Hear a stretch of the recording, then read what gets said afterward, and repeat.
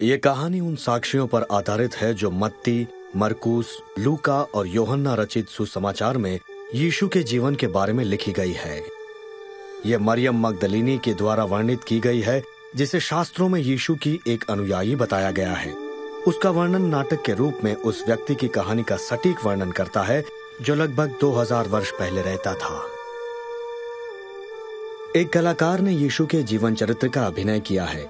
हालांकि कोई भी कलाकार इस चरित्र को निभाने के योग्य नहीं है, फिर भी ये इसलिए किया गया है ताकि हम यीशु के जीवन को समझ सकें और उससे लाभ उठा सकें।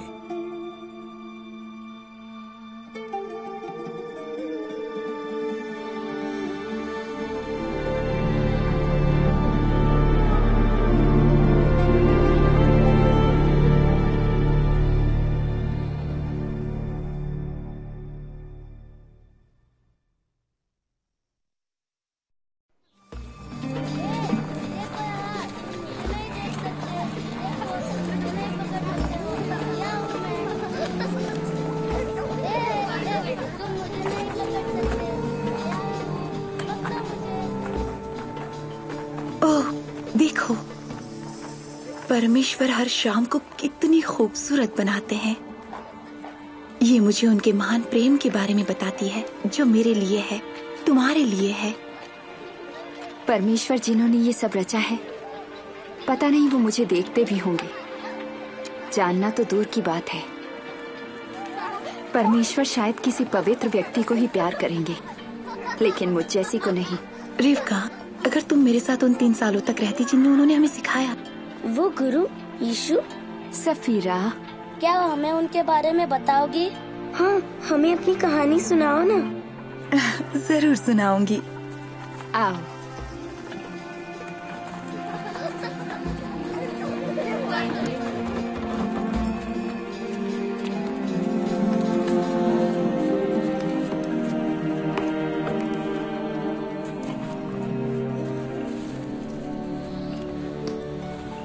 अच्छा, हमें शुरू से ही बताना होगा। यीशु से मिलने के बाद से? नहीं, हमें यीशु की कहानी को समझने के लिए शुरू से ही बताना होगा, जैसा कि पवित्र शास्त्र हमें बताता है। आरंभ में परमेश्वर ने पृथ्वी और इसके सारे पेड़ पौधों, पशुओं, पक्षियों और समुद्र में रहने वाले प्राणियों की रचना की।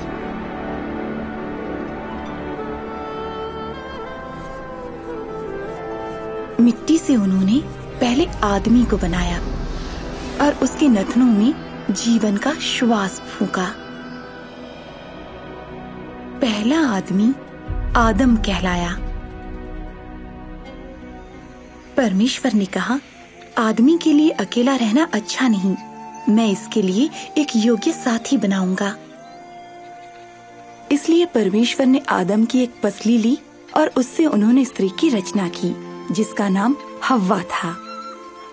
उसे सिर से नहीं बनाया कि वो उस पर शासन, पैर से नहीं बनाया कि वो उसके द्वारा रौंदी जाए, उसकी बगल में से ताकि उसे सुरक्षा मिले, और दिल के पास से ताकि उसे प्यार मिले। प्रेम के परमेश्वर ने पुरुष और स्त्री को परमेश्वर के चरित्र को प्रकट करने के लिए और उनके साथ मिलजुल कर रहने के लिए बनाया। उन्होंने उन्हें अपनी सारी सृष्टि पर शासन करने का अधिकार दिया। आदम और हव्वा परमेश्वर की उपस्थिति में एक सुंदर बगीचे में रहते थे, जिसे परमेश्वर ने उनके लिए बनाया था।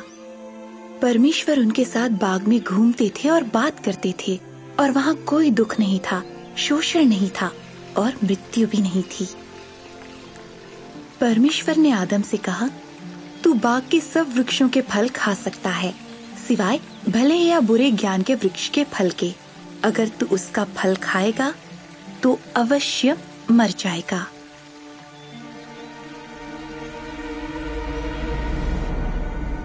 लेकिन एक दिन शैतान ने हव्वा को बहकाया।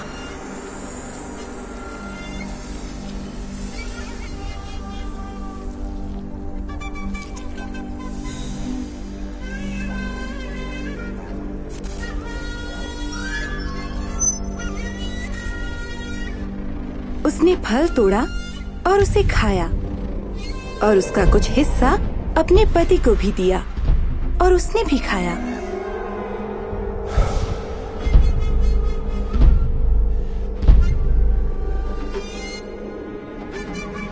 आदम और हव्वा की आज्ञा तोड़ने के शर्मनाक काम से बगीचे की शांति भंग हो गई।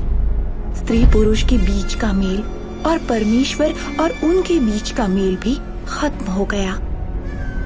आदमी को एक पीड़ादायक जीवन जीने का श्राप मिला और स्त्री को संतान उत्पन्न करते समय की पीड़ा सहने का और पति द्वारा शासित होने का श्राप मिला।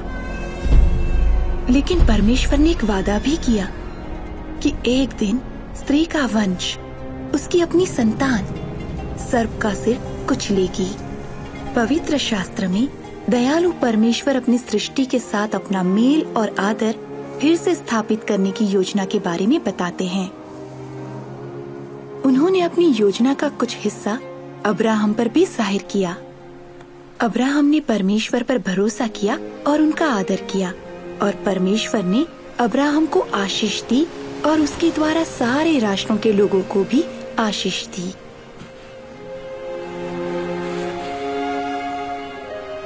परमेश्वर ने उसे समुद्र की रेत की तरह या आकाश के तारों की तरह अनगिनत वंश देने की प्रतिज्ञा की। अब्राहम ने परमेश्वर पर विश्वास किया, इसलिए परमेश्वर ने उसे अपना एक धर्मी दास होने का दर्जा दिया और उसे परमेश्वर का मित्र कहा। एक दिन परमेश्वर ने अब्राहम की परीक्षा ली। उन्होंने अब्राहम से कहा कि अपने बेटे को लेकर उनके लिए बलि चढ़ाए।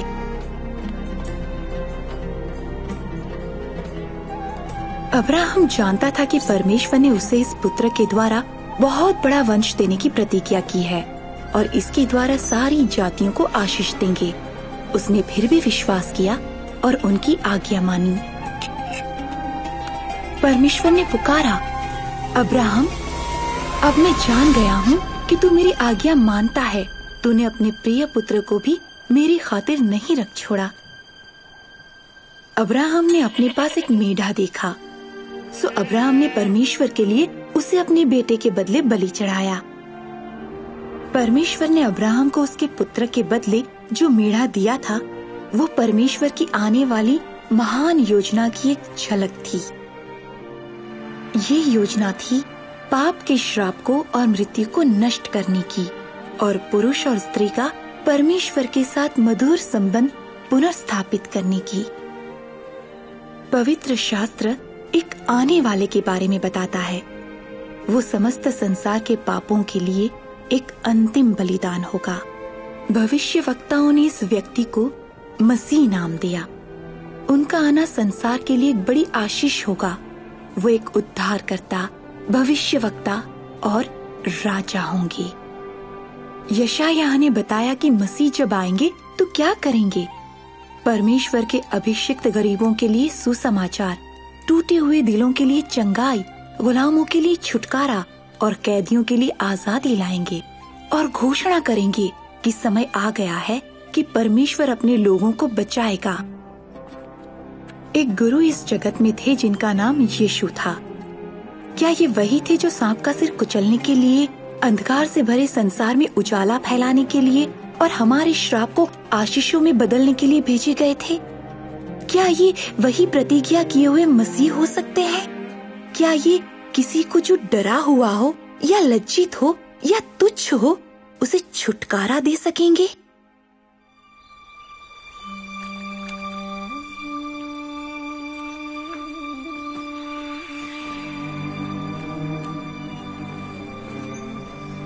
नासरत में एक युवती रहती थी जिसका विवाह यूसुफ नाम के व्यक्ति के साथ होना तय था। उसका नाम मरियम था।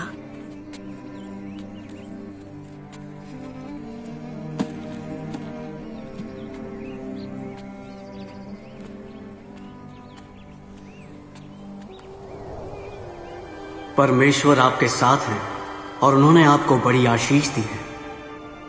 भयभीत ना हो मरियम, परमेश्वर ने आप पर अनुग्रह किया है। आप गर्भवती होंगी और एक पुत्र को जन्म देंगी और आप उसका नाम यीशु रखना।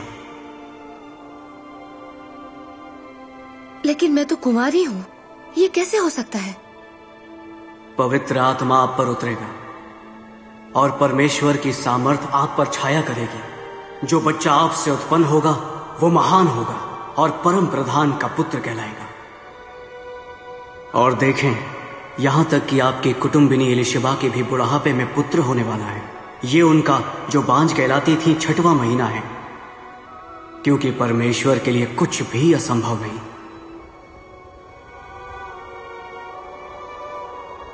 मैं परमेश्वर की दासी हूँ।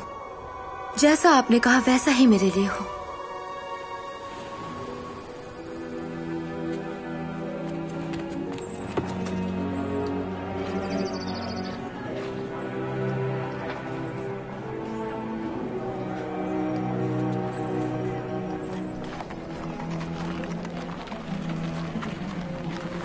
इसलिए मरियम जल्दी से अपनी कुटुंबिनी एलिशिबा से मिलने गई।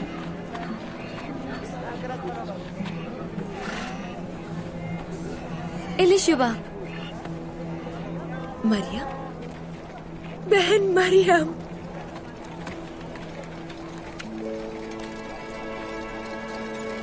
ओह, तो ये सच है। लेकिन तुम सारी स्त्रियों में बहुत ही धन्य हो और तुम्हारे गर्भ का बच्चा भी धन्य होगा। मेरे साथ ये महान बात क्यों हुई कि मेरे प्रभु की माँ मुझसे मिलने मेरे घर आई। जैसे ही मैंने तुम्हारा अभिवादन सुना, मेरे गर्भ का बच्चा खुशी से उछल पड़ा। मेरा हृदय प्रभु की बड़ाई करता है। मेरे प्राण मेरे मुक्तिदाता परमेश्वर के कारण आनंदित है, क्योंकि उन्होंने अपनी दासी को स्मरण किया है।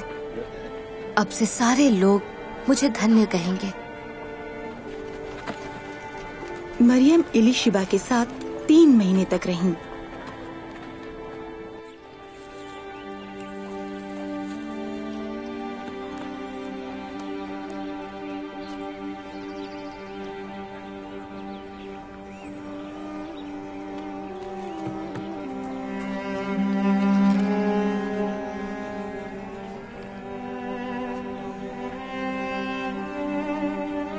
जब यूसुफ को पता चला कि उसकी होने वाली पत्नी गर्भवती है, तो उसने उसे चुपके से त्याग देने का विचार किया।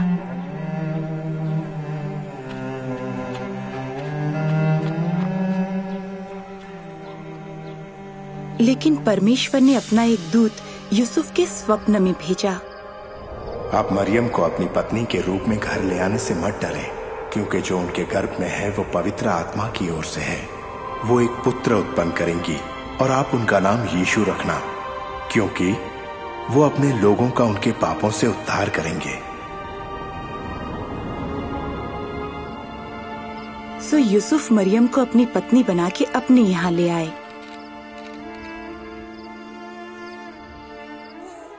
यीशु का जन्म बेथलेहम में ऐसी जगह पर हुआ जहाँ जानवर रखे जाते थे, क्योंकि यूसुफ और मरियम के लिए उनके रिश्तेदारों के यहाँ भी जगह नहीं थी। और स्वर्गदूतों के एक दल ने यीशु के जन्म की घोषणा की। जब उस बच्चे के खतने का समय आया, तो उसका नाम यीशु रखा गया, जिसका अर्थ है परमेश्वर बचाता है। और मरियम और यूसुफ बच्चे को प्रभु को समर्पित करने के लिए आराधनालय में ले आए। वहाँ शमौन नाम का एक भविष्यवक्ता उन्हें मिला। ये बच्चा परमेश्वर का चुना हुआ है, बहुतों के गिरने और उठने के लिए, परमेश्वर का चिन्ह होने के लिए, जिसके विरोध में बातें की जाएंगी। इससे बहुतों के भेद प्रकट होंगे और दुख एक तेज तलवार की तरह तेरे हृदय को छेद देगा।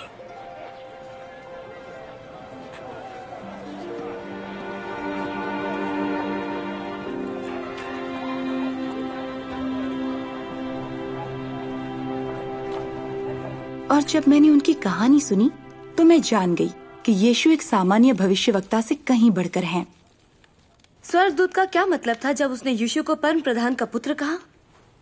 तो प्रभु की किसी स्त्री के साथ संबंध से तुम्हारा मतलब नहीं है? नहीं नहीं नहीं नहीं, याद रहे, मरियम एक कुंवारी थी। यीशु का गर्भ में आना वास्तव में परमेश्वर के आत्मा द्वारा अद्भुत कार्य था। परमेश्वर कुछ भी कर सकते हैं। क्या तुम्हें इस पर विश्वास नहीं? अपने अद्भुत जन्म के कारण हालांकि यीशु हमारी और तुम्हारी जैसे स्त्री से जन्मे थे, फिर भी वो कहीं ज्यादा थे। अपने पापों से पश्चाताप करो और बपतिस्मा लो और परमेश्वर तुम्हारे पाप क्षमा करेंगे। परमेश्वर ने स्वयं ही ये कहा जब इलीशिबा का पुत्र यूहन्ना बपतिस्मा देने वाला लोगों को यरदन नदी में बपतिस्मा दे रहा था। मैं तो तुम्हें पानी से बपतिस्मा देता हूँ, लेकिन जो आ रहे हैं वो मुझसे कहीं अधिक महान हैं। मैं तो इस योग्य भी नहीं कि उनके जूतों के बंधन खोल सकूं। वो तुम्हें पवित्र आत्मा और आग से बपतिस्मा देंगे। उनका सूप उसके हाथ में है, ताकि गेहूं को भूसी से अलग कर अपने रखते में रख सके।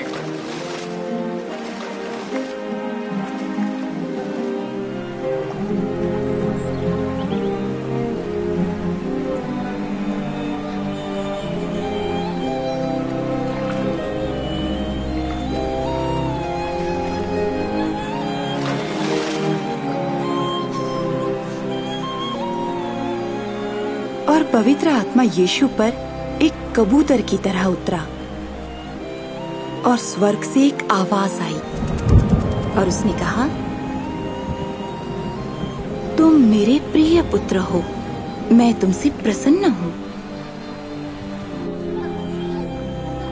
अपने बपतिस्मे के बाद यीशु उस इलाके में घूमते रहे, लोगों को शिक्षा देते रहे और उनके संदेश उनके अधिकार को साबित करते थे।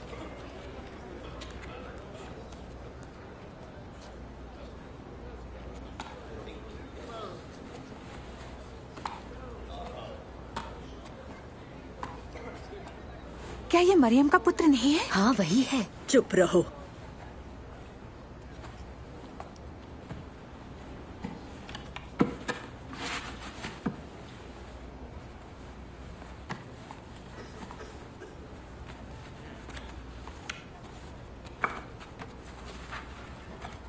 परमेश्वर का आत्मा मुझ पर है, क्योंकि उन्होंने मुझे दीनों को शुभ संदेश सुनाने के लिए चुना है। उन्होंने मुझे भेजा है कि मैं बंदियों को मुक्ति और अंधों को दृष्टि पाने का संदेश दूं, सताए हुए लोगों को मुक्त करने के लिए और ये घोषणा करने के लिए कि समय आ गया है जब परमेश्वर अपने लोगों को बचाए। वो अच्छा बोलता है।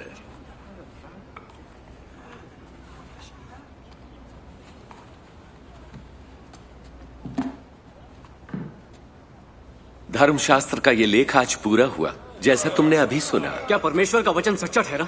ये प्रतिज्ञा तो केवल मसीह ही पूरी कर सकते हैं। हम कैसे जानेंगे?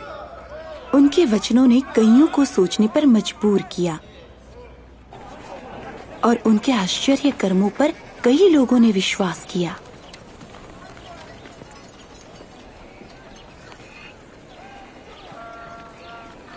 ये वही है। वो बाज नहीं आएगी।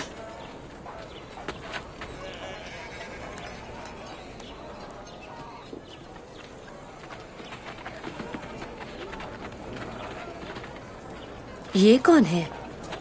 ये वो गुरु है जो नासरत से आए हैं, यीशु।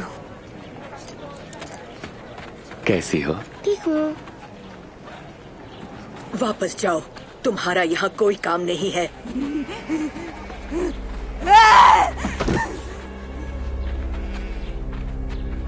गुरु, उसे छोड़ दें। आप उसे देखकर अपने आप को अशुद्ध ना करें। मरियम, तुम हमसे क्या चाहते हो नासरत के यीशु? हम जानते हैं कि तुम कौन हो, परमेश्वर के पवित्र। चुप रहो।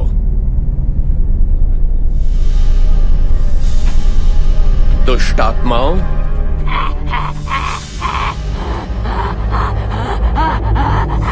इस औरत में से निकल जाओ।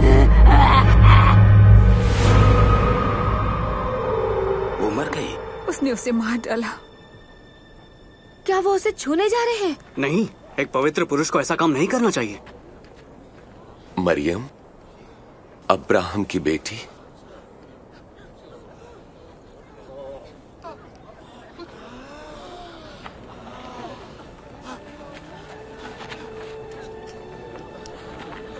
ये बिल्कुल ठीक है। वो जीवित है। आश्चर्य है। कौन है ये मनुष्य? यहाँ तक कि दुष्ट आत्माएं भी इनकी सुनती हैं। ये तो आश्चर्य है। ये तो आश्चर्य है। ये कैसे हो सकता है? धन्यवाद।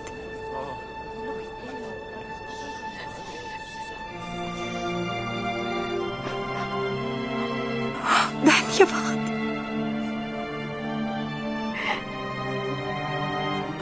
धन्यवाद।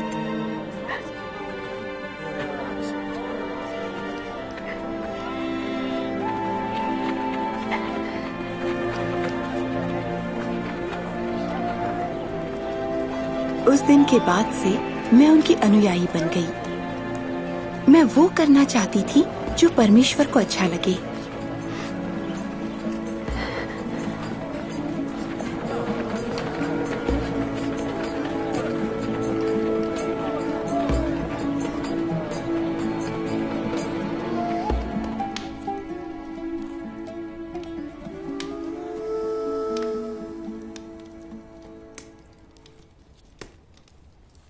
सालों तक मैं शर्मिंदगी में रही थी, लेकिन यीशु ने मुझे मेरा सम्मान लौटाया।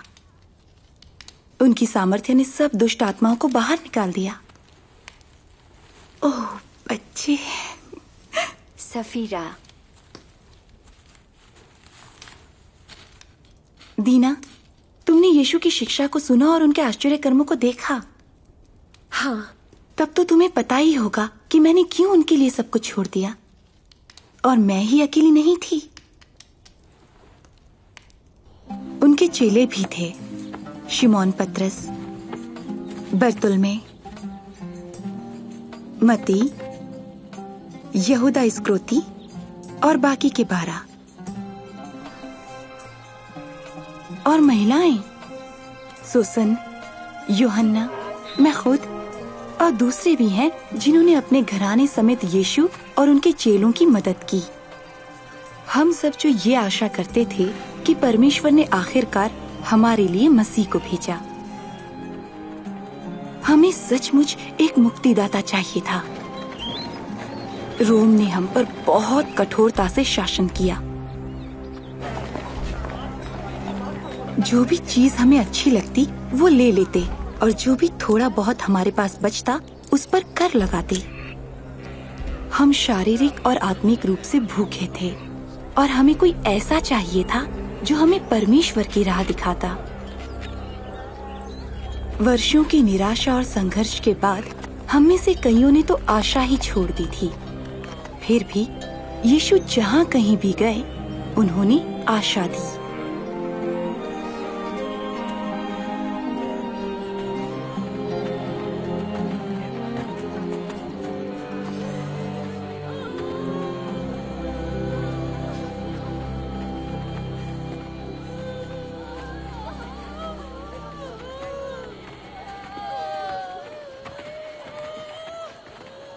वो कौन है?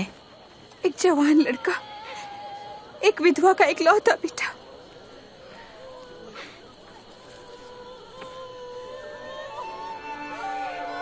हे जवान, उठ।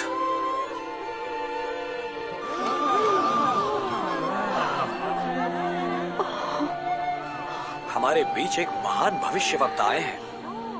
परमेश्वर अपने लोगों को बचाने आए हैं।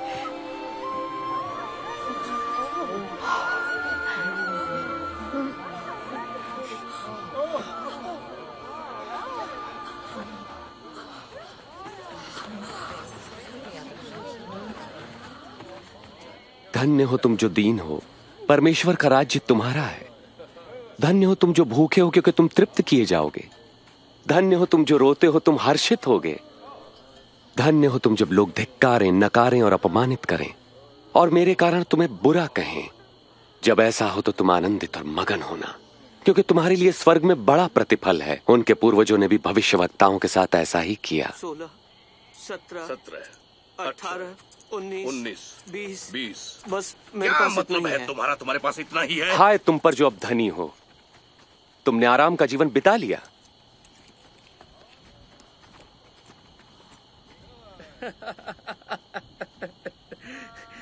जो धनी ना बनना चाहे वो कोई पागल ही होगा। हाय तुम पर जो अब हंसते हो, तुम रोगे और विलाप करोगे। अफसोस जब लोग तुम्हारी बड़ाई करें, क्योंकि उनके पूर्वजों ने भी झूठे भविष्यवक्ताओं के लिए यही किया। पर मैं तुम लोगों से कहता हूं, शत्रुओं से प्रेम रखो, घृणा करने वालों का भला करो, जो श्राप दे उन्हें आशीष दो, बुरा करने वालों के लिए प्रार्थना करो।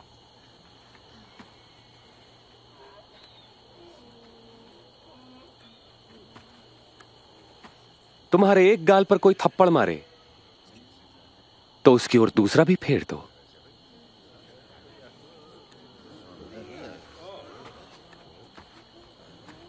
कोई तुम्हारा अंगर खा ले तो अपनी कमीज भी उसे दे दो। किसी भी मांगने वालों को मना मत करो। यदि कोई तुम्हारी वस्तु ले ले तो उसे वापस मत मांगो। तुम वही करो जैसा व्यवहार तुम दूसरों से चाहते हो। यदि तुम अपनों से प्रेम रखने वालों से प्रेम रखते हो तो तुम्हें आशीष क्यों कर मिलेगी? पापी भी अपने प्रेम रखने वालों से प्रेम रखते हैं। और यदि स्वयं पर भलाई करने वालों की भलाई करते हो तो तुम क्यों कर आशीष पाओगे? पापी भी ऐसा ही करते हैं। वो उसे कैसे छू सकते हैं? वो उससे कैसे बात कर सकता है? बेशर्म। नहीं, शत्रुओं से प्रेम रखो, उनका भला करो, उधार देकर वापसी की आशा न रखो, तब तुम्हें बड़ा प्रतिफल मिलेगा। तुम परम प्रधान परमेश्वर की संतान ठहरोगे। वो दुष्टों और आभार न मानने वालों पर भी कृपालु है। दयावंत बनो जैसा तुम्हारा परम पिता दयावंत है। यीशु हमें बचाइए।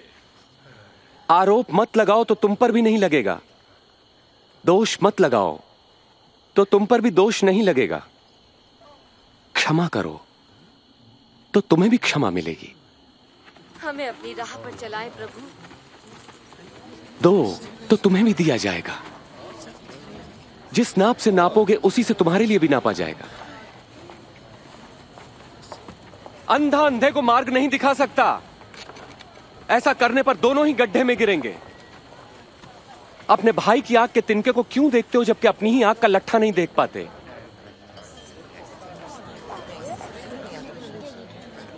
हे गुरु, हमें राह दिखाएं। प्रभु, हमें आपकी आवश्यकता है। धन्य है वो माता जिन्होंने आपको जन्म दिया और पाला। पर वे कितने धन्य हैं जो परमेश्वर का वचन सुनते और मानते हैं।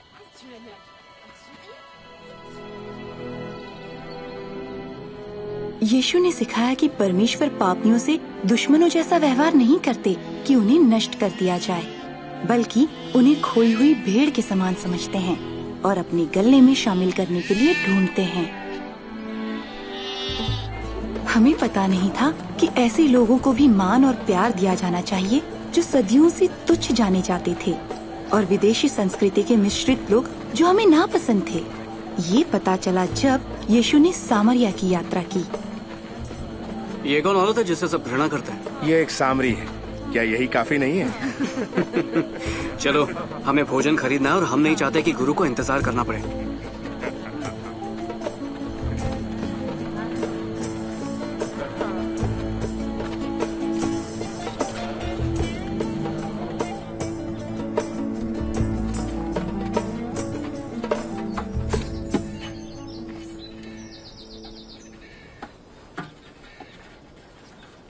मुझे पानी पिलाओगी?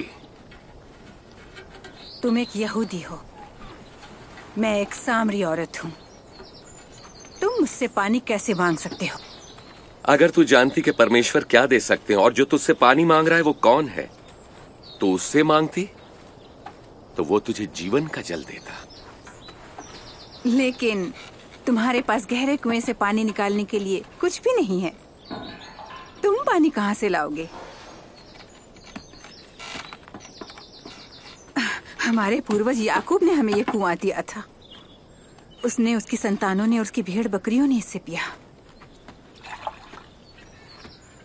तुम याकूब से बड़े होने का दावा तो नहीं कर रहे हो ना? जो कोई ये जल पिएगा वो फिर प्यासा होगा, लेकिन जो जल मैं दूंगा उसे पीकर वो फिर कभी प्यासा न रहेगा।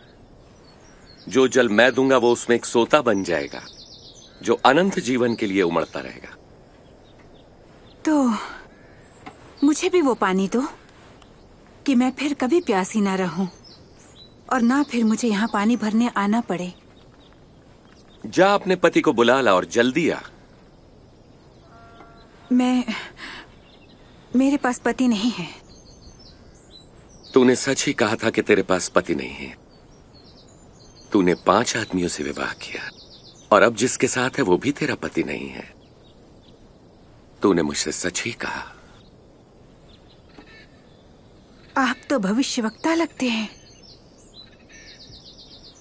मेरे सामरी पूर्वज इस पर्वत पर परमेश्वर की उपासना करते थे, पर यहूदी कहते हैं यरूशलेम में हमें परमेश्वर की आराधना करनी चाहिए।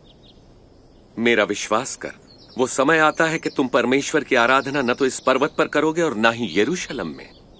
तुम सामरी वाकई नहीं जानते कि तुम किसकी आराधना करते हो, लेकिन वो समय आ रहा है, बल्कि आ ही चुका है, जब परमेश्वर के आत्मा के सामर्थ्य से लोग पिता की आराधना आत्मा और सच्चाई से करेंगे, जैसा कि प्रभु चाहते हैं।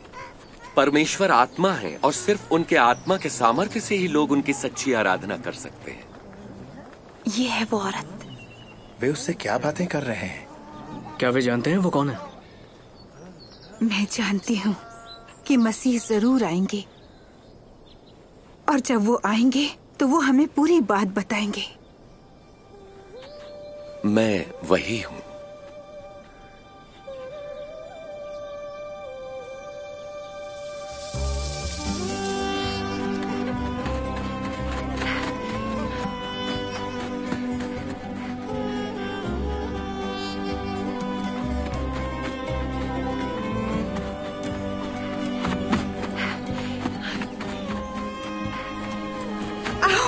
और देखो, उस आदमी ने जो कुछ मैंने किया वो सब बता दिया। क्या वो मसीह हो सकते हैं? मसीह? प्रतिज्ञा किया हुआ? ऐसा नहीं हो सकता। आओ और देखो, आओ। गुरु, कुछ खा लें। मेरे पास जो भोजन है उसके बारे में तुम कुछ नहीं जानते। क्या कोई उनके लिए खाना लाया है? मेरा भोजन ये है कि अपने भेजने वाले की आज्ञा मानूं और जो उन्होंने मुझे काम दिया है उसे पूरा करूं। फसल पक चुकी है और कटने के लिए तैयार है।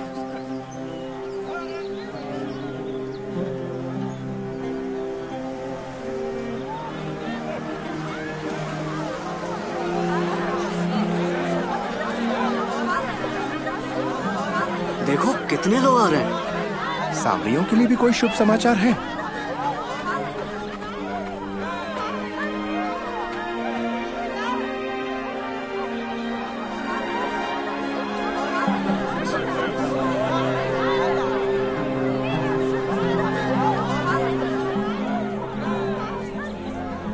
शहर के लोग यीशु के पास आए और उनसे विनती करने लगे कि उनके साथ रहें और उन्हें शिक्षा दें।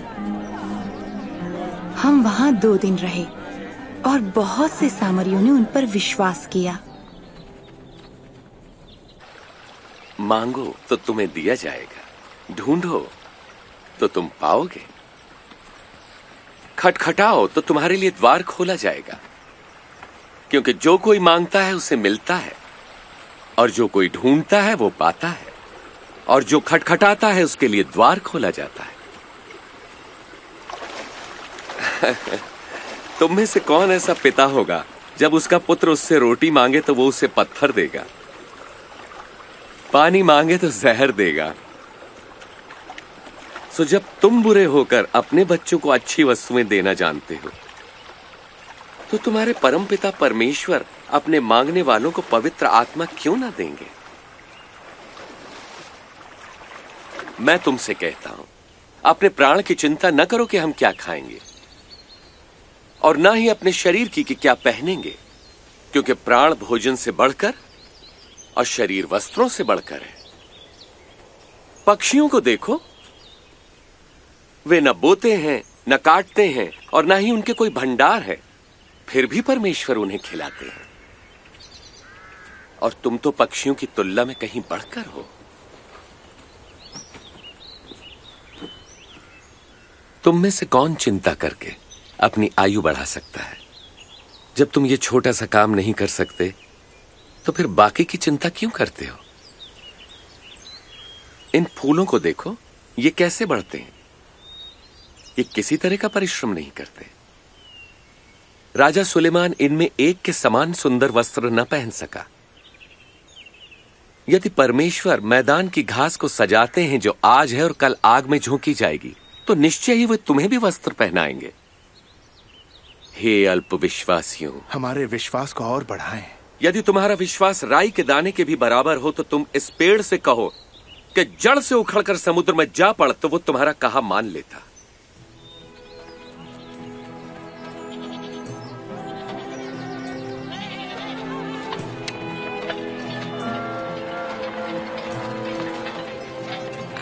पाप में गिराने के लिए परीक्षाएं अवश्य आती हैं, परंतु हाय उस मनुष्य पर जिसके द्वारा वो आती हैं। जो किसी के लिए पाप का कारण बनता है, उसके लिए यही ठीक है कि उसके गले में भारी पत्थर लटकाकर उसे समंदर में डाल दिया जाए।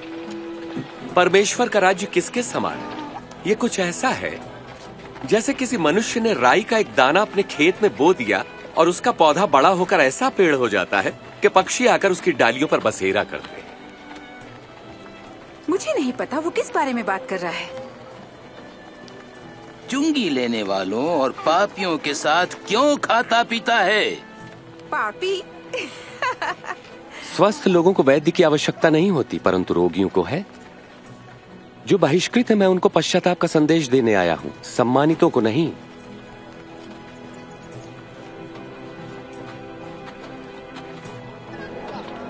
वे आ रहे हैं, वे यही हैं, देखो। यीशु, यीशु,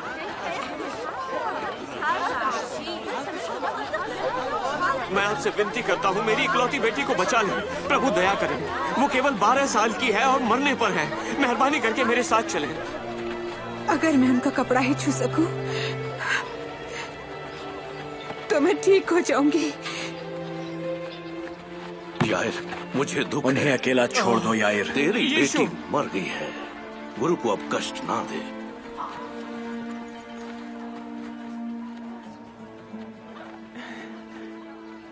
डरो नहीं, विश्वास रखो, वो ठीक हो जाएगी।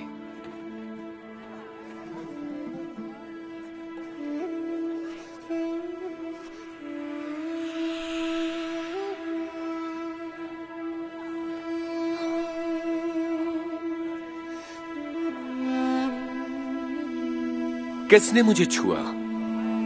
किसी ने मुझे छुआ है। मैं जानता हूं कि मुझसे सामर्थ्य निकली है।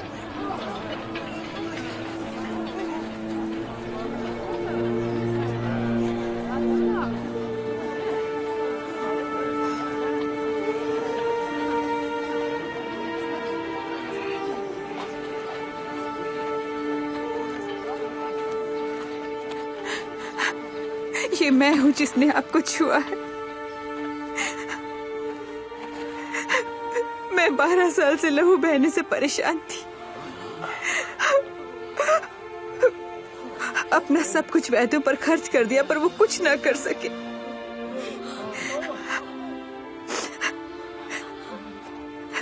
लेकिन जब मेरी उंगलियों ने आपके दामन को छुआ, मैं चंगी हो गई।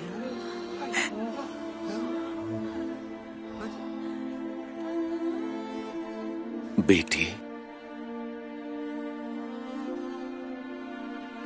तेरे विश्वास ने तुझे चंगा किया है।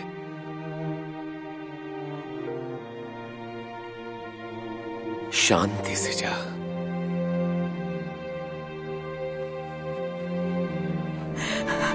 धन्यवाद।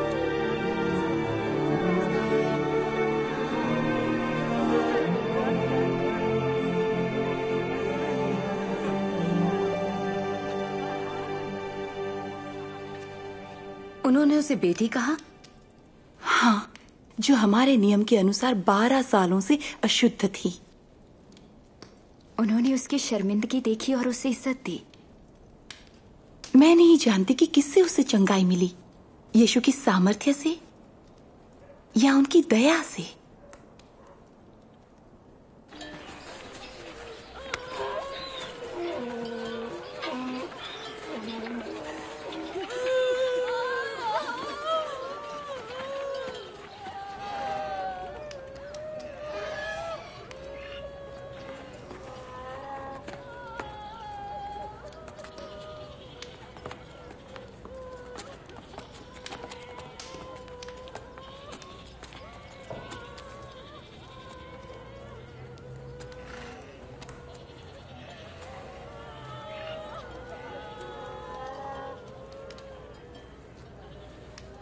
तुम रो मत, वो मरी नहीं है, वो तो बस सो रही है।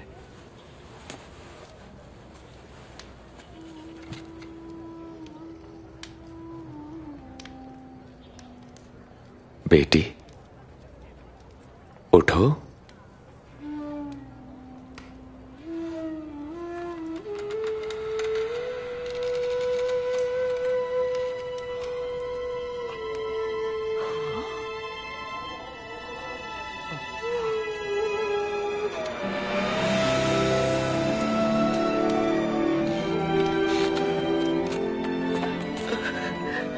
इसे कुछ खाने को दो। ध्यान रहे, यहां जो हुआ है किसी से न कहना।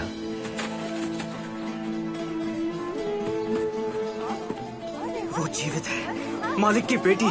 गुरु ने उसे जीवित कर दिया। परमेश्वर की स्तुति हो, वो जीवित है। उनके अद्भुत कर्मों की चर्चा फैलती गई और ज्यादा से ज्यादा लोग उनके पीछे चलने लगे।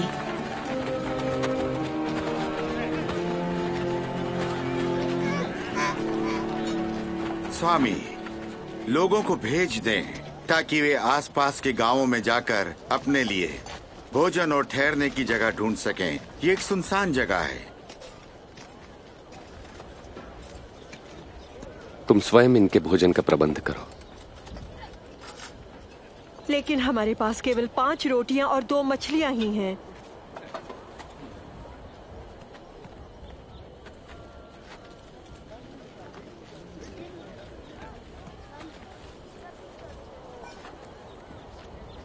धन्य है आप प्रभु परमेश्वर, सृष्टि के मालिक, जो धरती पर अन्न उपजाते हैं।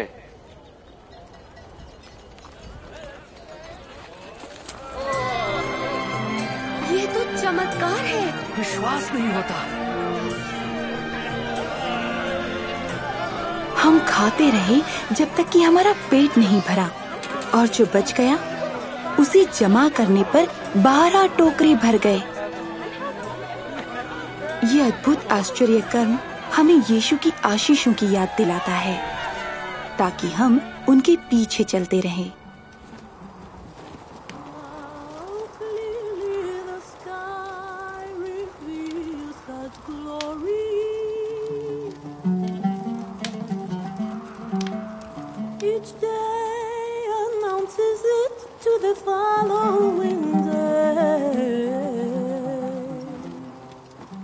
क्या तुम में से कोई मेरे साथ आएगा? मैं आपके पीछे चलूंगा गुरुजी, पर पहले मैं जाकर अपने घर वालों से विदा ले लूं। जो कोई अपना हाथ हल पर रखकर पीछे देखता, वो परमेश्वर के राज्य के योग्य नहीं। यदि कोई मेरे साथ चलना चाहता है तो वो स्वयं से इनकार करे और प्रतिदिन अपना क्रूस उठाकर मेरे पीछे हो ले। क्योंकि जो कोई अपने प्राण बचाना चाहेगा वो उसे खोएगा, और जो कोई मेरे लिए अपने प्राण खोएगा वो उसे बचाएगा। यदि मनुष्य सारे जगत को प्राप्त कर अपने प्राण खो दे तो क्या लाभ? जो कोई मुझसे और मेरी शिक्षाओं से लजाता है, तो मैं भी अपनी और पिता की व स्वर्गदूतों की महिमा सहित जब आऊंगा तो उस मनुष्य से लजाऊंगा।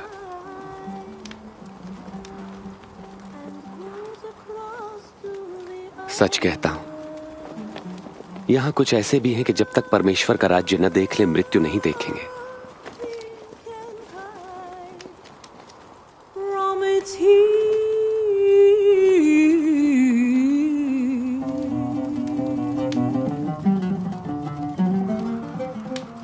ऐ मेरे लोगों, भयभीत ना हो।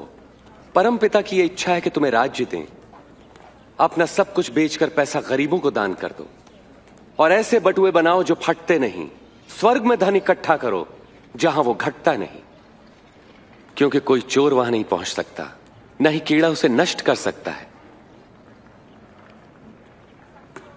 जहां तुम्हारा धन होगा वहीं तुम्हारा मन भी लगेगा।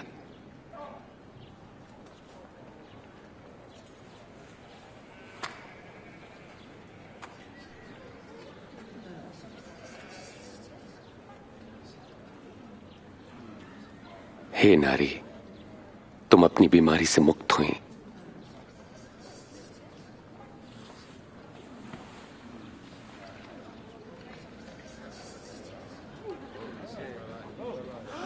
देखो, देखो वो चंगी हो गई।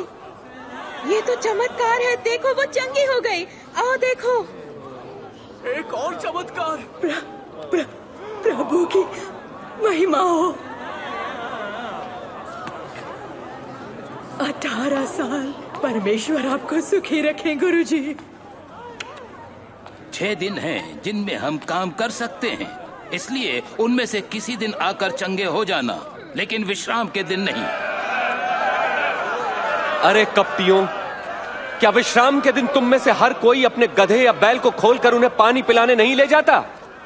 और यहां पर यह स्त्री जो अब्राहम के वंश से है, जो 18 वर्ष तक शैतान के बंधन में थी, क्या विश्राम के दिन उसे मुक्त करना उचित न था?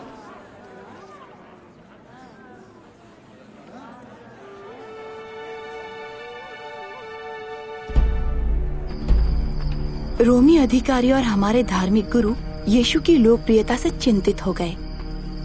मैंने तो सुना है कि बहुत से लोगों ने उसे अपना राजा मान लिया है। राजा? राजा भिखारियों, वेश्याओं और चोरों का? उसके समान हमने बहुत देखे हैं। वो आके अपने दावे करके चले जाते हैं, लोग उन्हें भूल जाते हैं। अनजान मत बनो, उसके अनुयायी प्रतिदिन बढ़ रहे हैं, उसकी सराहना करते हैं और लोग। सोचते हैं कि वो राजा है। मैं तुम्हें चेतावनी दे रहा हूं, अगर इस आदमी ने शांति भंग की तो आप ही जिम्मेदार होंगे।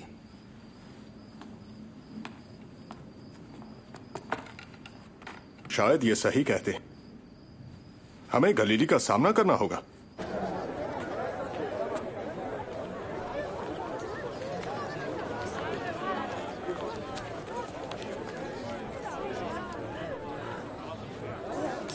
ये बहुत कम है।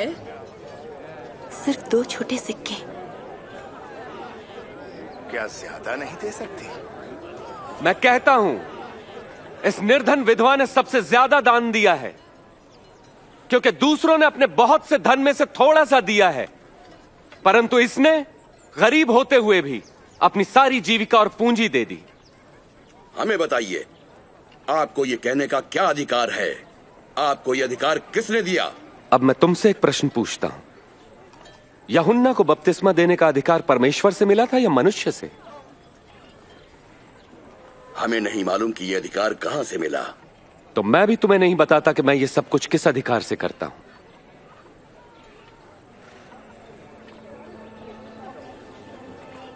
वो यीशु की दया को पहचानने या जानने के बजाय उन पर इल्जाम लगाने का बहाना ढूंढने लगे।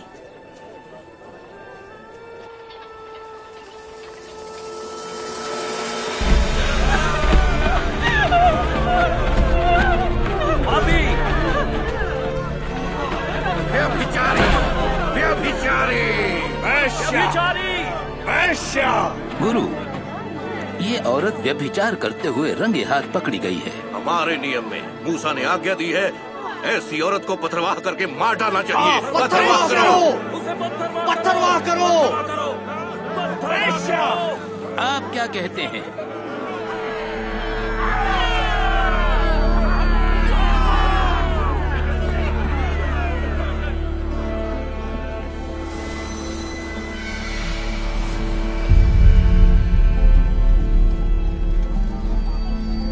गुरु, हमारे पास 2 लोगों की गवाही भी है।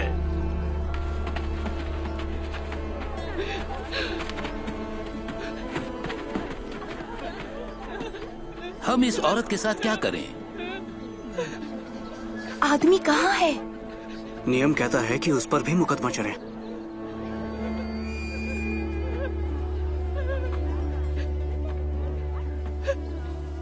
तुम में से जिसने कभी कोई पाप न किया हो वही उसे सबसे पहले पत्थर मारे।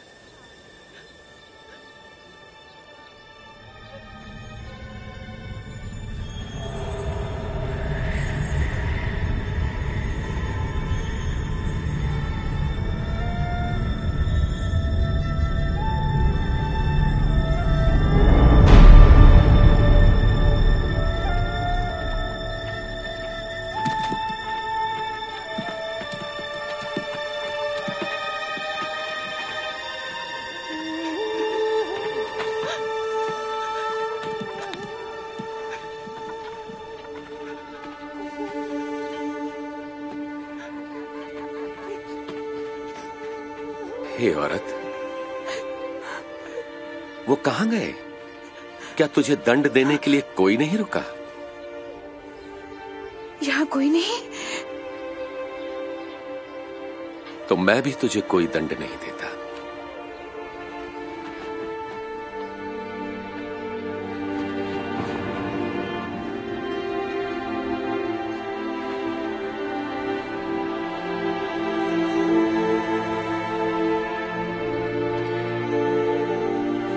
जा और अब फिर कभी पाप मत करना।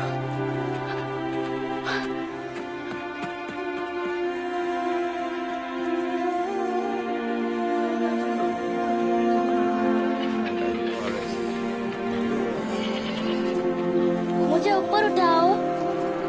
आजा मेरे कंधे पर। क्या अब तुम देख सकते हो? मैं यीशु को देख सकता हूँ। वो नियमों को तोड़ता है। एक बीज बोने वाला बीज बोने निकला। विश्राम दिन का उल्लंघन करता है। बोते हुए कुछ बीज मार्ग के किनारे गिरे और पापियों के साथ रहता है। और कुछ अगर हम उसे ऐसे ही जाने देंगे तो हर कोई उस पर विश्वास कर लेगा और रोमी अधिकारी कार्रवाई करेंगे और हमारे मंदिर को तोड़ देंगे। अच्छी भूमि पर गिरे और सभी पौधों ने उगकर वो यीशु को फांसने और उनके पीछे चलने वालों को रोकने में असफल रहे, लेकिन उन्होंने उनके मसीह होने के दावे को रोकने का इरादा कर लिया और उन्होंने एक ऐसे आदमी को ढूंढ लिया जो उन्हें धोखा देने के लिए तैयार हो गया।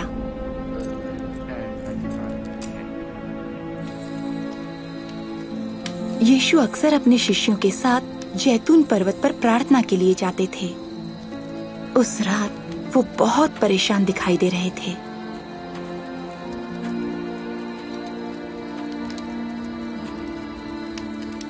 तुम क्यों सो रहे हो? उठो और प्रार्थना करो कि तुम परीक्षा में न पड़ो।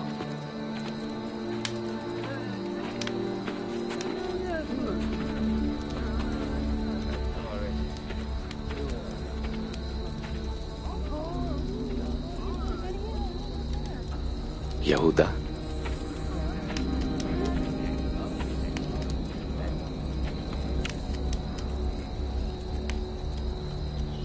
क्या तुम चुंबन लेकर मुझे पकड़वा रहे हो? गुरु, क्या हम तलवार चलाएं? चलो इसे पकड़ लो। बस बहुत हो गया।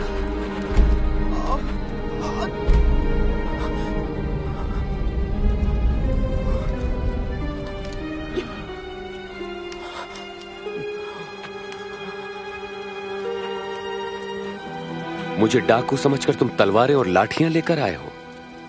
मैं मंदिर में हर दिन तुम्हारे साथ था, तब तुमने मुझे नहीं पकड़ा। ये तुम्हारे सक्रिय होने की घड़ी है, जबकि अंधकार का साम्राज्य है।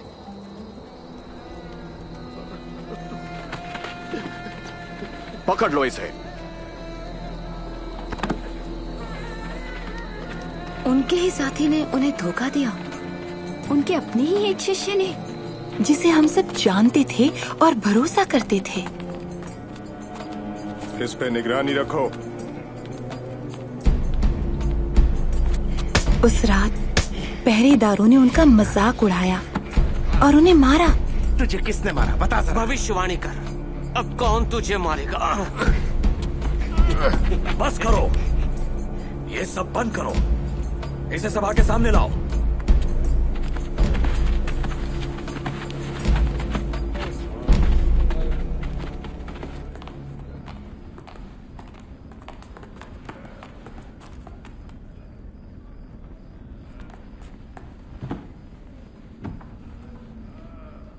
ये बता हमें, क्या तू सचमुच मसीह है? यदि मैं बताऊंगा तो तुम विश्वास न करोगे। यदि मैं तुमसे प्रश्न पूछूं तब तुम उत्तर न दे सकोगे। लेकिन अब से मैं निश्चय ही सर्वशक्तिमान परमेश्वर के दाहिनी ओर बैठूंगा। तो तू क्या परमेश्वर का पुत्र है? हां, मैं हूं। उसने परमेश्वर की निंदा की है।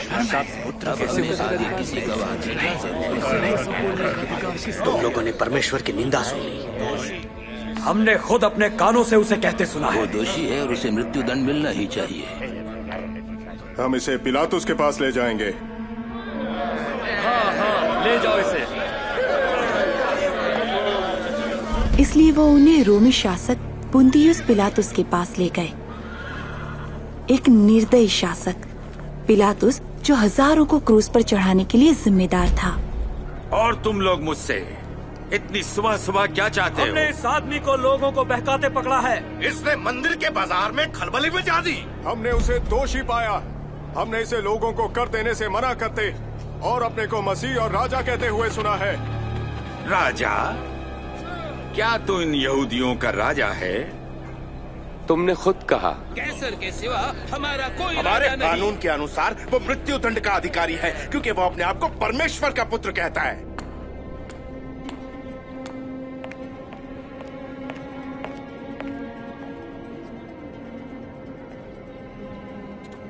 इस आदमी ने मृत्यु के दंड के योग्य कुछ नहीं किया।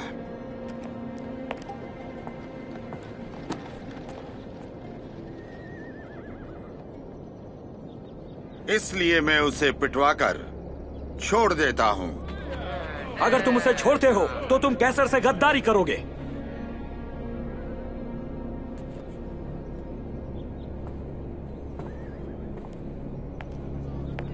उसे क्रूस पर चढ़ाओ। उसे क्रूस पर चढ़ा दो। तुम उसे कोड़े मारो। जो कोई अपने आप को राजा कहता है वो कैसर से बगावत करता है। तुम किसका इंतजार कर रहे हो पिलातुस? ले जाओ इसे, मार डालो, क्रूस पर चढ़ा दो। उन्होंने कुछ भी गलत काम नहीं किया।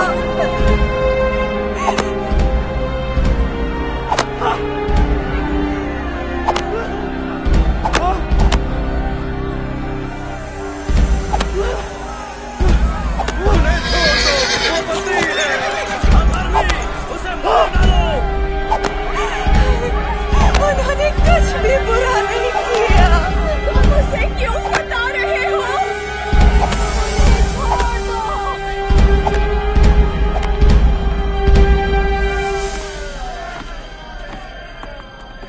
उसे क्रूस पर चढ़ाओ।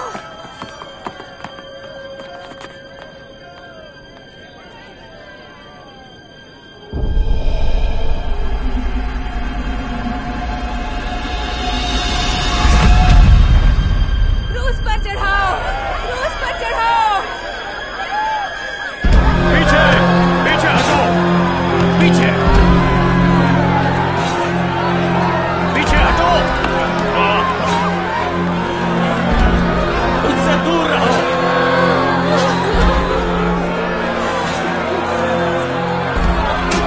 पीछे हटो।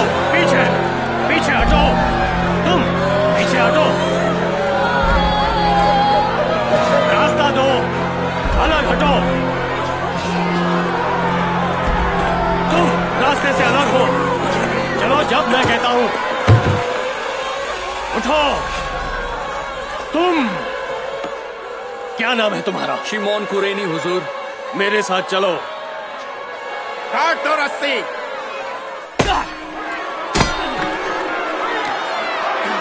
तुम उठाओ इसे।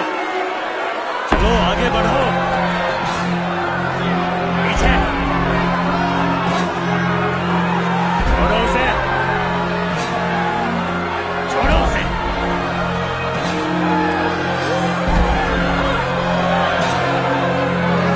पीछे हटो। पीछे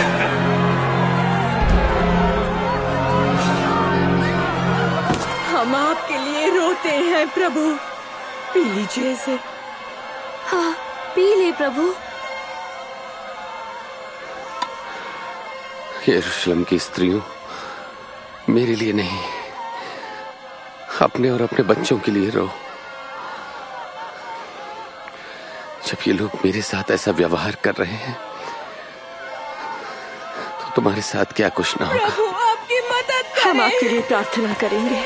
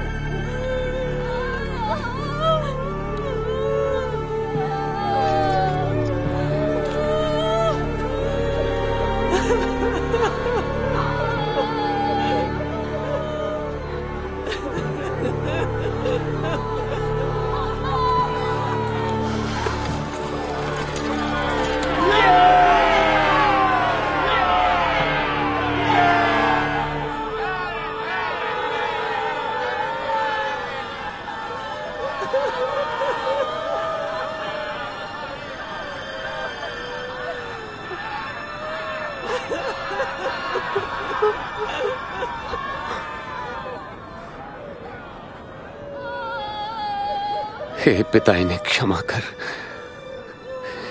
ये नहीं जानते कि क्या करते हैं। इसने औरों को बचाया, अपने को नहीं बचा सकता। हाँ, बचा अपने को। अगर तू सचमुच मसीह है, अब क्रूस पर से उतर आ। हमें अपना कोई चमत्कार दिखा। जो कोई भी लटकाया जाता है वो परमेश्वर की ओर से श्रापित होता है।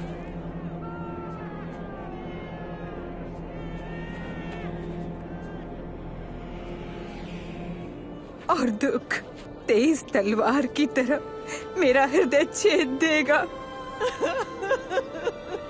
और दुख एक तेज तलवार की तरह तेरे हृदय को छेद देगा।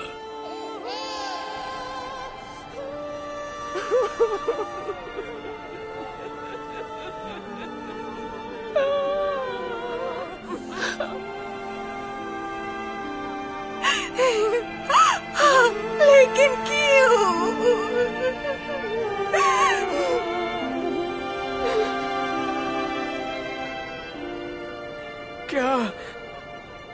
क्या तू मसीह नहीं? तो फिर अपने आप को और हमें बचा ले। क्या तुम परमेश्वर से भी नहीं डरते? उनको वही सजा मिल रही है जो हमें मिली, और उनका तो कोई अपराध नहीं है। मुझे याद रखना यीशु जी, जब आप अपने राज्य में आएंगे। मैं वचन देता हूं कि तुम आज ही स्वर्ग में होगे मेरे साथ।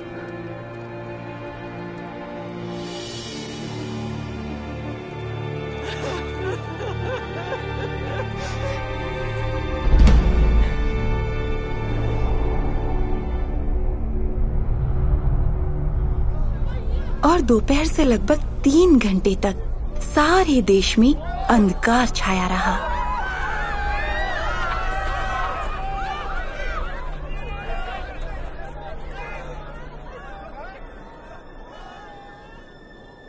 हे पिता,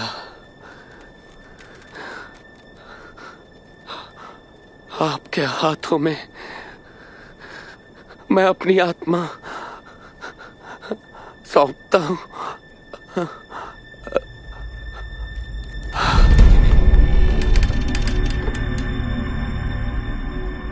परमेश्वर की महिमा हो।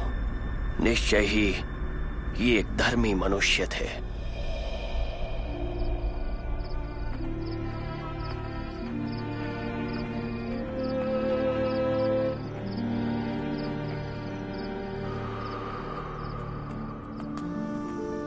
धार्मिक सभा के एक सदस्य अमृतिया के यूसुफ ने, जो इस कार्य से सहमत नहीं था, जाकर पिलातुस से अनुमति ली कि प्रभु यीशु के मृत शरीर को विश्राम के दिन से पहले ही कब्र में रखा जा सके।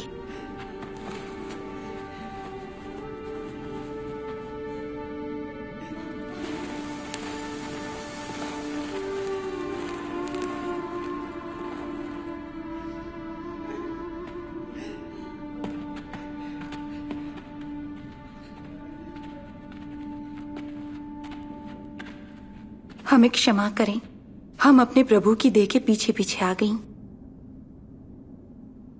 सभी आ सकते हैं, लेकिन चलो, विश्राम दिन शुरू होने वाला है।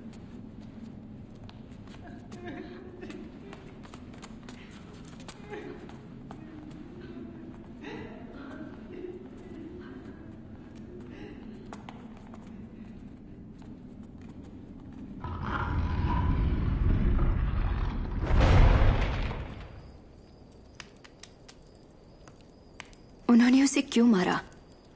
अगर वो परमेश्वर की ओर से थे, तो उन्होंने उन्हें खुद को क्यों मारने दिया? मैंने ये सारे प्रश्न पूछे। यीशु के पास दुष्ट आत्माओं के ऊपर अधिकार था, यहाँ तक कि मुर्दे भी उनकी सुनते थे। क्या वो ये सब रोक नहीं सकते थे? मैं 3 साल तक उनके पीछे चलती रही कि शायद यही वो प्रतिज्ञा किए हुए मसीह हों, लेकिन अब तो वो जा चुके थे। अब मैं कहां जाऊं? ये बड़ी दुख भरी कहानी है, लेकिन इसका एक महिमामयी अंत है।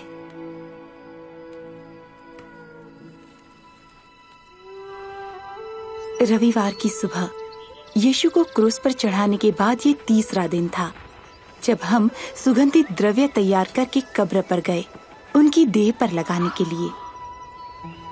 कब्र का पत्थर हटा हुआ है।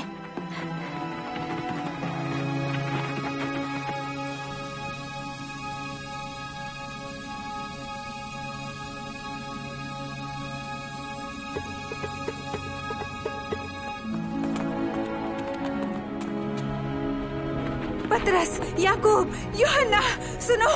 वो पत्थर लुढ़का हुआ था। हम अंदर गए, लेकिन हमारे प्रभु जा चुके थे। वो प्रभु को कब्र से निकाल कर ले गए हैं और पता नहीं कहाँ रख दिया है। क्या हमारे प्रभु का शरीर ले गए? जाओ और अपनी आंखों से देखो।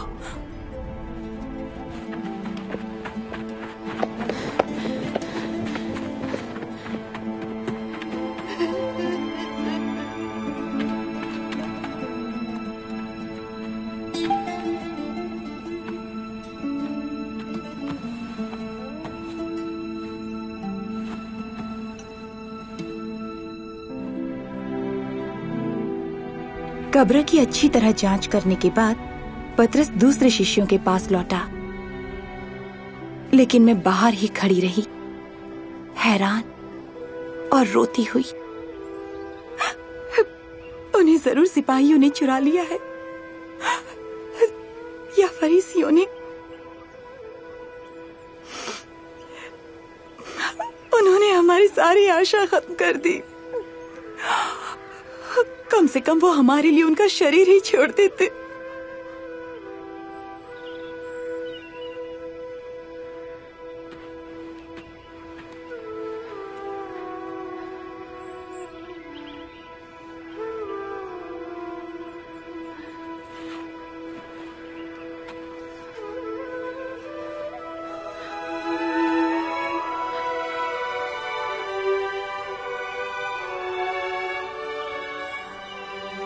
हे नारी, तू रो क्यों रही है?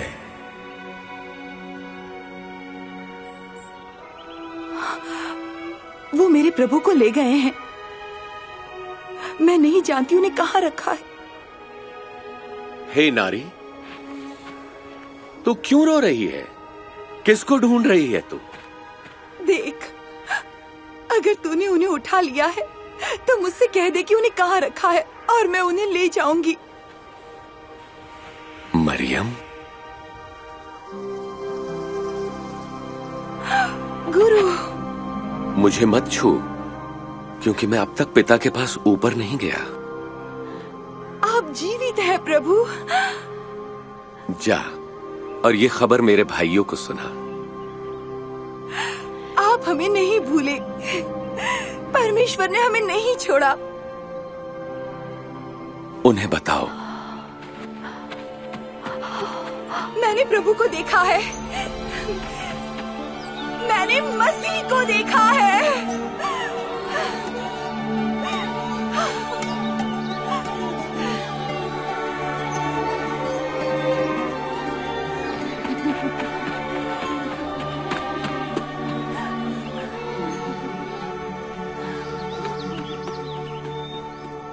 क्या वो जीवित हो गए हैं? हाँ। कैसे? मृत्यु उन पर विजय न पा सकी, तो फिर उन्हें मरना क्यों पड़ा? मृत्यु पर विजय पाने के लिए। ओह, मैं उन्हें उस दिन न समझ सकी, लेकिन उसके बाद यीशु हमें कई बार दिखाई दिए और उन्होंने हमें शिक्षा भी दी। यीशु के आने से हजारों साल पहले भविष्यवक्ताओं ने शास्त्रों में प्रतिज्ञा किए हुए मसीह के बारे में ये भविष्यवाणी की थी कि वो दुख उठाएगा। यशायाह ने लिखा, वो हमारे ही अपराधों के कारण घायल किया गया, वो हमारे ही अधर्म के कामों के हेतु कुचला गया, हमारी ही शांति के लिए उस पर ताड़ना पड़ी कि उसके कोड़े खाने से हम चंगे हो जाएं। मूसा भविष्यवक्ता ने लिखा, जो लटकाया जाता है वो परमेश्वर द्वारा श्रापित है। जब यीशु क्रूस पर मरे तो उन्होंने हमारे श्राप को अपने ऊपर ले लिया, मेरा श्राप, पाप और मृत्यु का। उनके त्याग और पुनरुत्थान ने हमें बुराई के बंधन से मुक्त किया, हमें अंधकार की शक्ति से बचाया और हमें डर और शर्मिंदगी के जीवन से आजाद किया। ये वो आशीष है जिसकी प्रतिज्ञा परमेश्वर ने हमारे पूर्वज अब्राहम से की थी, जब उन्होंने कहा था कि पृथ्वी के सारे लोग उनके द्वारा आशीष पाएंगे। सारे लोग? स्त्रियां भी? यीशु ने मुझे अब्राहम की बेटी कहा। तुम एक प्रिय बेटी हो, एक बेटी जिसे वो आशीष देना चाहते हैं, जैसे कि उस औरत को उन्होंने 12 साल की बीमारी से मुक्त किया, या मेरी जैसी। हम में से किसी को भी डर या शर्मिंदगी का जीवन जीने की जरूरत नहीं है।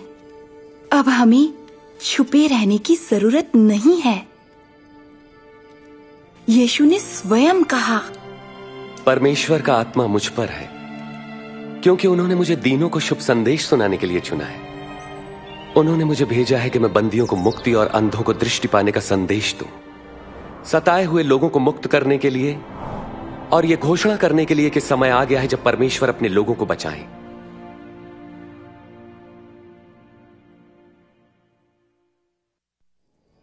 यीशु ने लोगों को छुआ, बीमार महिलाओं को भी जो अशुद्ध समझी जाती थीं, और उन्हें चंगा किया। उन्होंने बच्चों, आदमियों, औरतों, अमीरों, गरीबों, धर्मियों और पापियों को शिक्षा दी, उनका सम्मान उन्हें लौटाया और अपने महान प्रेम को प्रकट किया। उन्होंने लोगों को चंगाई दी, दुष्ट आत्माओं को निकाला, स्त्री, पुरुष और बच्चों को शैतान के बंधन से आजाद किया। इस प्रकार उन्होंने अपना अधिकार दुष्ट और हर प्रकार की आत्मा पर प्रकट किया। यीशु बेटे बेटियों को मृतकों में से वापस ले आए। उन्होंने अपनी सामर्थ्य मृत्यु पर भी प्रकट की, और हालांकि शैतान और दुष्ट आत्माओं ने समझा कि उन्होंने यीशु को क्रूस पर चढ़ाकर विजय हासिल कर ली, लेकिन यीशु मृतकों में से जी उठे, शैतान और मृत्यु पर विजय प्राप्त करते हुए। तो क्या वो मसीह थे? केवल प्रतिज्ञा के मसीह ही ये सब काम कर सकते थे जो यीशु ने किए। और केवल यीशु जैसे कोई दयावंत, सामर्थ्यवान और विश्वसनीय ही हमारे विश्वास और भक्ति के योग्य हैं। जब परमेश्वर ने संसार बनाया तो उन्होंने स्त्री पुरुष को अपनी उपस्थिति में रहने के लिए और अपने आनंद को अनुभव करने के लिए बनाया। ये उनकी योजना थी। लेकिन हमने उनका विश्वास नहीं किया और उनकी आज्ञा नहीं मानी। इस शर्मनाक काम ने हमें परमेश्वर से अलग कर दिया और स्त्री पुरुष के प्रगाढ़ संबंध को बिगाड़ दिया। हमने भी इस आज्ञा उल्लंघन को जारी रखा। पवित्र शास्त्र कहता है, कोई भी ऐसा नहीं जिसने पाप न किया हो। पाप का परिणाम मृत्यु और परमेश्वर से अलग होना है। लेकिन परमेश्वर संतुष्ट या प्रसन्न नहीं थे कि हम उनके प्रेम से अलग होकर शर्मिंदगी या डर में जिए। इसीलिए जैसे उसने अब्राहम के बेटे के बदले मेमने की बलि का उपाय किया था, वैसे ही परमेश्वर ने यीशु मसीह को हमारे बदले मरने भेजा। यीशु के जीवन, मृत्यु और जी उठने ने परमेश्वर और जो उनके पीछे चलना चाहते हैं उनके संबंधों को फिर से बहाल किया। और परमेश्वर के साथ हमारा ये संबंध कभी खत्म नहीं होगा, चाहे हम मर भी जाएं। क्रूस पर चढ़े अपराधी ने जब वो मर रहा था तो यीशु पर विश्वास किया और यीशु ने उससे प्रतिज्ञा की, तू आज ही मेरे साथ स्वर्ग में होगा। जो अपना विश्वास यीशु में रखते हैं वो अनंत दंड से बच जाएंगे और परमेश्वर के साथ हमेशा के लिए रहेंगे। कैसे? विश्वास के साथ उनके पीछे चलने से। पर वो मुझे कैसे अपनाएंगे? मुझे और मरियम को भी स्वीकार किया है। मैं कैसे जानूंगी? उनका विश्वास करो, उनसे पूछो, उनसे बात करो।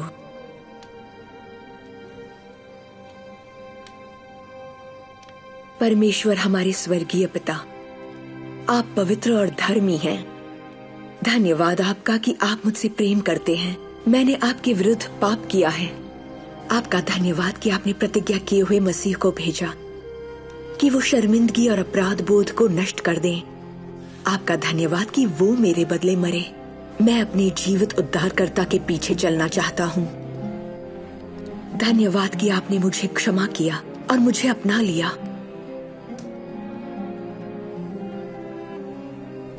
आमीन, आमीन, आमीन। आपका धन्यवाद, धन्यवाद आपका।